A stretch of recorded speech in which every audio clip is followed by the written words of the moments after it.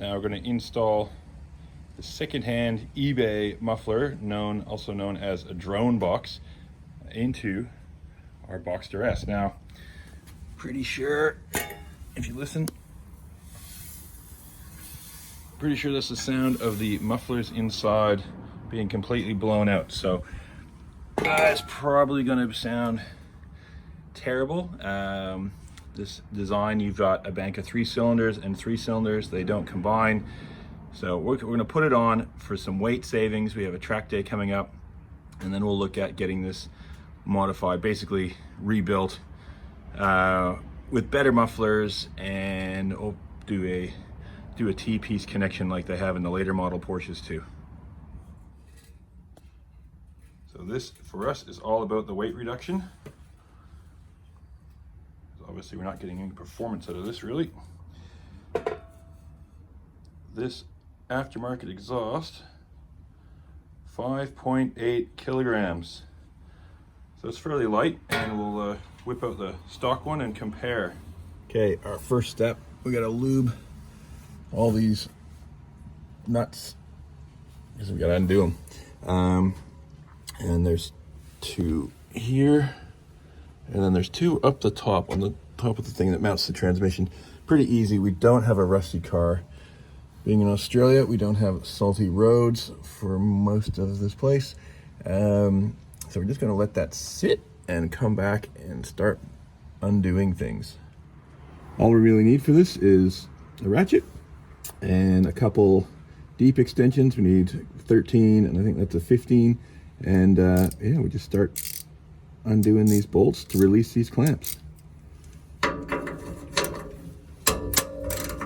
they come off nice and easy.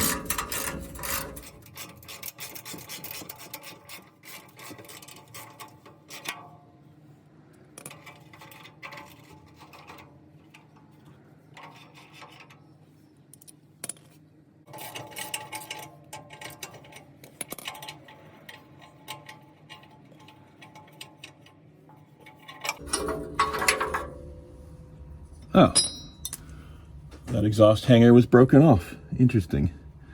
Stuff you find, eh? Okay. Now we got these 2, which is right at the back of the muffler. And then we'll hit the other side. Okay, that deep 15 is really stuck. Breaker bar sorted out. Everything else was just very quick and easy. Now the IMS bearing has been done in this car, so at some point, well, several years ago now, that would have made it a lot easier to remove the these other clamps, so that might be why they weren't on that tight, that rusty. Okay, it's all loose there. We're just gonna give it a bang. Okay, I can see it's moving there comfortably, so that's good. All right, we'll be able to remove that. Now it's time for the... Okay, now you can take the bumper off to do this, but I'm being a bit lazy. Now, if I can... All right, see that piece there is a bracket that's bolted onto the transmission. Okay, and on the top of that, there's 2 bolts, 2 nuts, sorry, that you can feel. So you got to get in there by feel and undo them. They're 13s. We'll see how we are for space. Might need a very little ratchet to get in there, or a wrench to get them started. But you can reach up there and you can feel them. I just can't get, well, hold on a sec. Let's see if I can get this in there. Okay, I can get in there. Okay, so that's the top of the bracket, closer to the car, and there you go. 13 mil nut. So, yeah, not too hard to get to. So we're facing the back of the car on the top. Obviously, that's the heat shield. This bracket is the bracket attached to the gearbox. There's one of the sensors. And we need to get to that nut and undo it. Then the whole system should just lean forward, and it's supposed to roll forward and out. So those are studs that are on that bracket, and they just lean forward off them. Okay, got up in there. Now, probably I think it's easiest if I got the ratchet with the long extension, long socket, and there we go. Little turn at a time.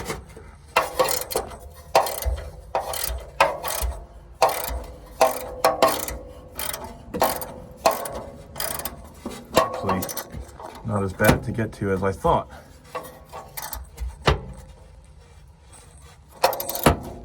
So we'll keep at it and take this one off, the other one off, and then we should be pretty unsupported then and ready to remove it. Now it's gonna be heavy, so I think I'll put the jack under it.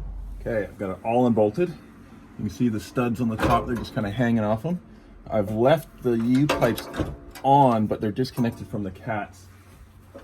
Now we should just be able to maneuver this forward. I say is roll it down. Oh, I know what I gotta do. You gotta roll it down, but I can't roll it with this bracket on, so I just have to take these bolts off and remove that wire thing. I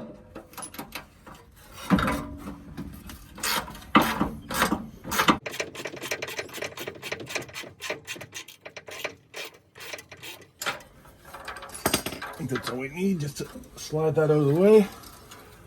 Okay.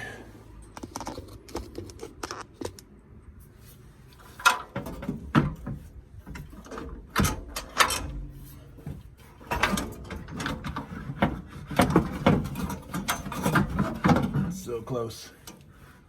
Just gonna hang on the bumper.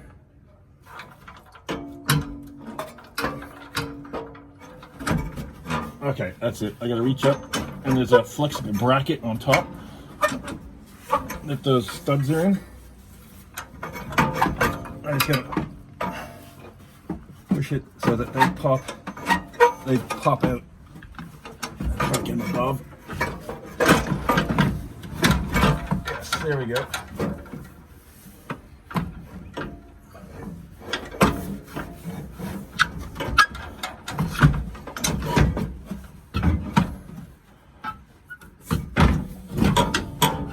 Take up one of these end pieces.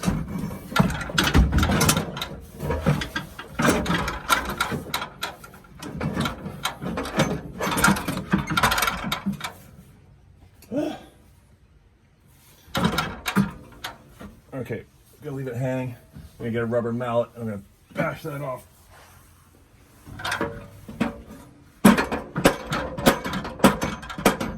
Several song-filled hours later. Got it.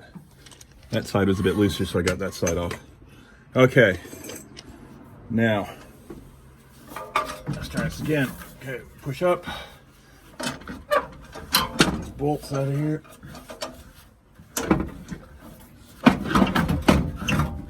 There we go. We're loose. We're out. It's heavy.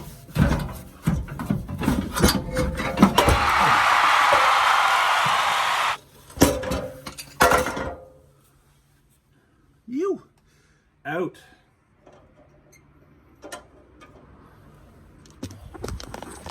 So these are those. That's what was hung up on those. So you just gotta, it's flexible, so you just gotta bend it and get out of the way. Okay, let's weigh this. 16.1 kilograms. That's a pretty substantial weight savings now. What are we doing? Starting up with straight pipe. Fire up.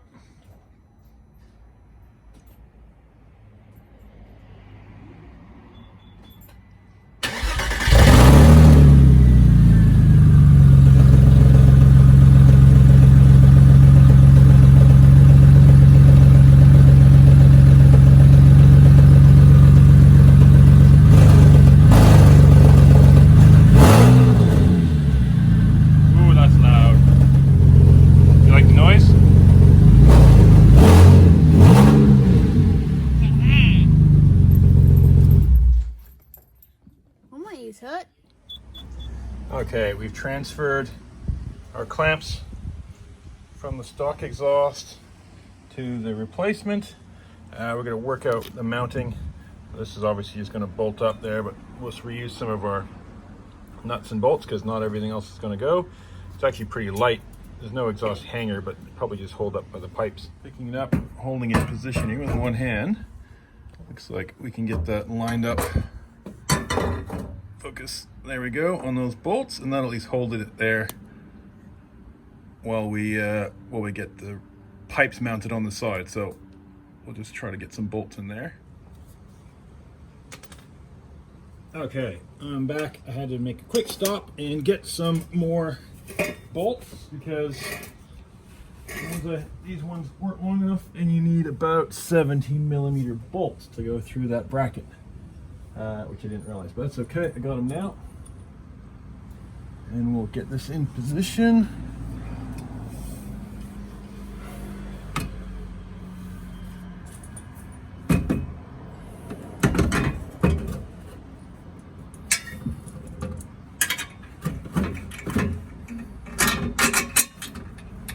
One.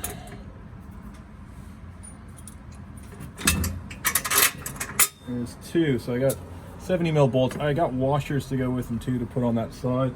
The nuts, they come with nuts, of course, those bolts, but I'm just gonna reuse those nice big flat ones, and I'm gonna put a washer on the other side as well.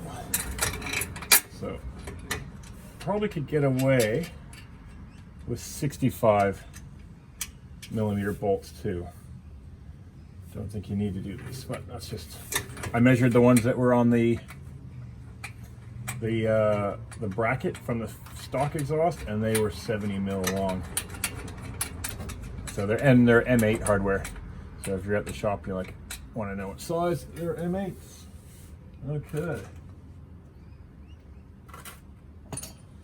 Now we will just sliding that other washer on. So you can see the new bolts we've just put on there, and we'll just tighten them up. So there's lots of room to get in there to put a wrench on that end, a socket on the other, and crank them down. Or vice versa, you can put the socket on this side, plenty of room to get in there. And we'll just tighten those up, and this will not move. But there's lots of room to adjust it left to right. So we're gonna get these side pipes on first, and then those ones, the U-shaped ones, we'll put those on first, and then we'll cinch it all down. Okay, now trying to refit this side J-pipe thing. So we're attached in the middle, so it's not going to fall on us. Does that want to go in there? No, not really.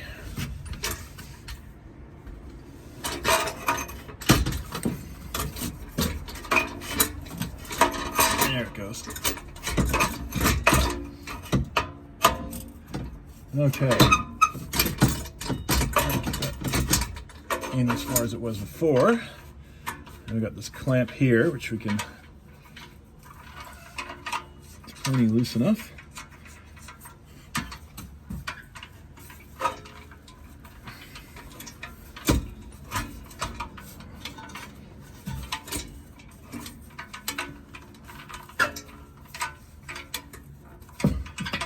It's just going to take a lot of back and forth, twisting and turning, and get it on there. But it will go eventually, I hope.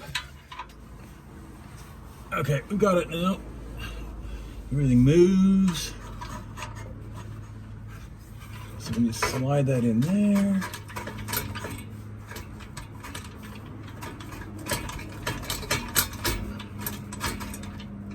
There we go. Okay, that is in far enough now.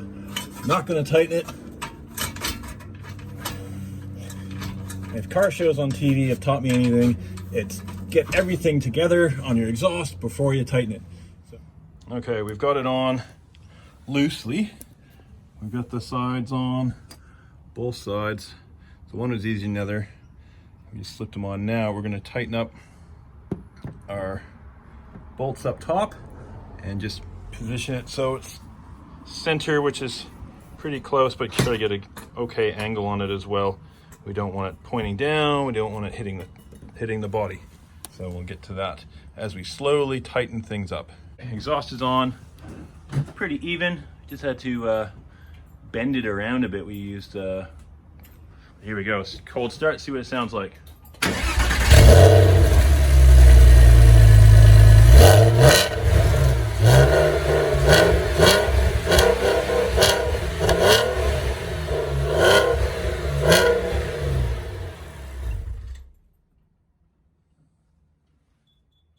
Sounds pretty loud.